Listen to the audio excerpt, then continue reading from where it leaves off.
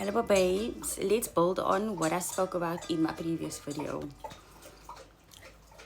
That feeling you get inside that shows itself as hyperventilating, speaking faster, raising your voice, your pitch of your voice going higher, hearing your ear, your heart beating in your ears, not being able to think clearly, that overwhelmed emotional feeling that you're getting at that point in time. That is panic mode. That is panic mode. That is your soul starting to panic, and it's starting to show itself physically. It's like when you find something funny and your soul finds something so funny that your body has to physically laugh about it. It's the same thing, except this emotion is negative. It's panic mode. And the reason why we panic is because we don't know how to navigate it successfully in a way that makes us feel, yeah, I'm happy with that.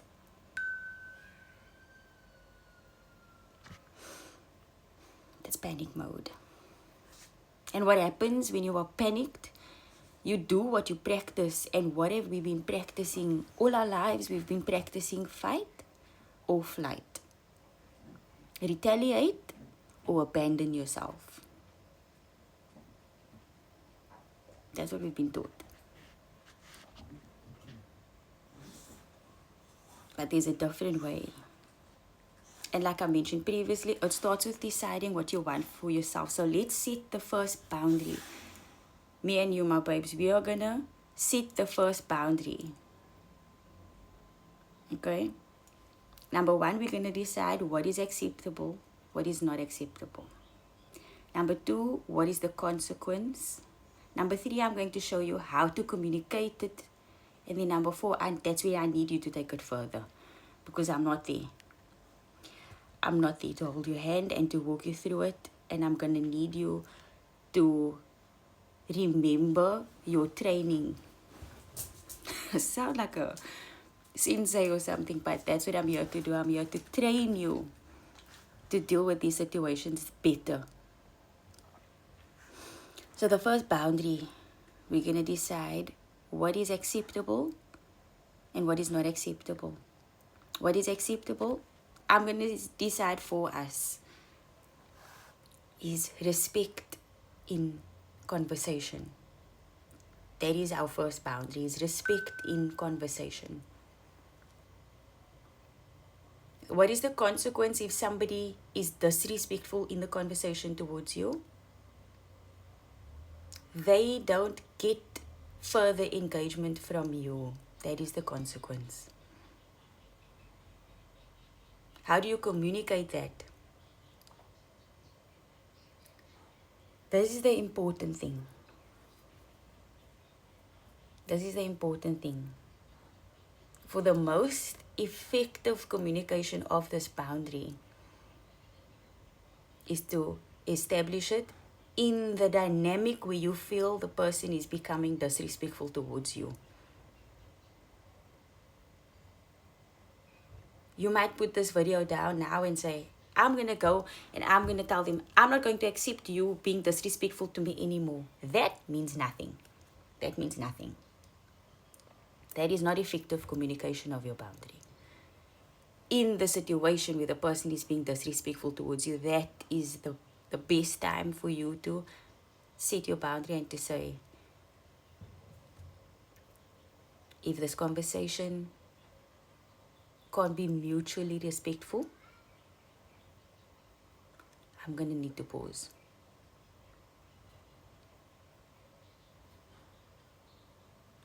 That's where you communicate it. That's how you communicate it.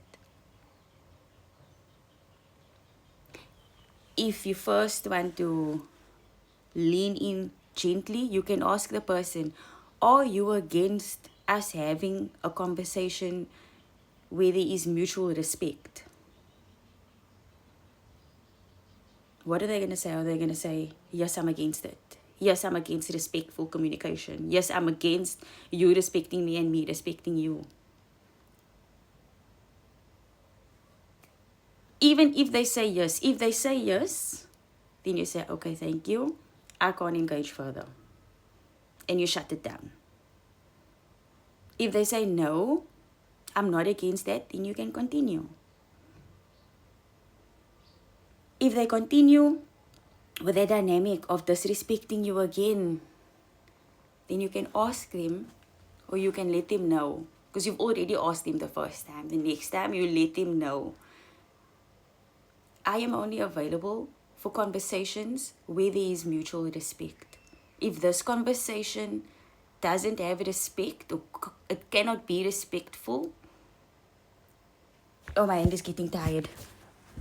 If this conversation cannot be respectful, I'm going to press pause.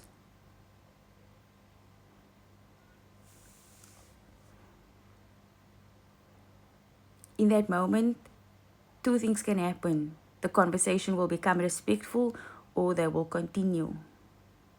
If the conversation becomes respectful and they are coming correct, then you continue. Then you're happy. You communicated what you needed without attacking them. And they are realizing this is how you want to be treated. So they treat you the way that you want to be treated, because that's what you're teaching them. And if they continue being disrespectful, that is where you need to draw the line and say, this conversation is not positive anymore. It's not productive. I need to end this conversation. And you end it, and you don't feel guilty for ending it, and you walk away. Or you put your phone down, or you stop messaging back, or you end the call. You just end the conversation because you are not available for interactions, for conversations where there is not mutual respect. And the consequence of that is that the person doesn't get more emotional investment from you. You need to be consistent with this application of this boundary. You need to be consistent with it. I'm not there to hold your hand or to guide you through it. I need you to be strong. It's not going to be easy. And you are going to feel weird. It's going to feel strange. It's going to feel fake. It's going to feel all kinds of, this isn't me. But it is. This is who you've always been. You were just never allowed to be this version of yourself that advocates for themselves. So now it feels strange because it's going against everything that you were taught.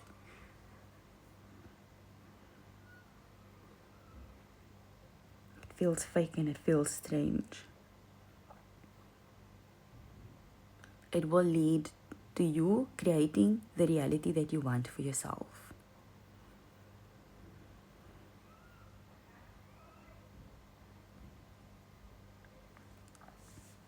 What you need to do when you go away from this is to repeat to yourself. Whenever you're reminded or whenever you have an opportunity and you think about it, you need to train yourself. You need to train yourself. You need to say, I am not threatened by disrespect. I am not threatened by disrespect. I am not threatened by disrespect. You need to put it inside of you. I am only available for conversations where there is mutual respect. I am only available for conversations where there is mutual respect. You need to put it inside of you. Because what's inside comes out. You need to train yourself. Because when you go into panic mode, you do what you practice.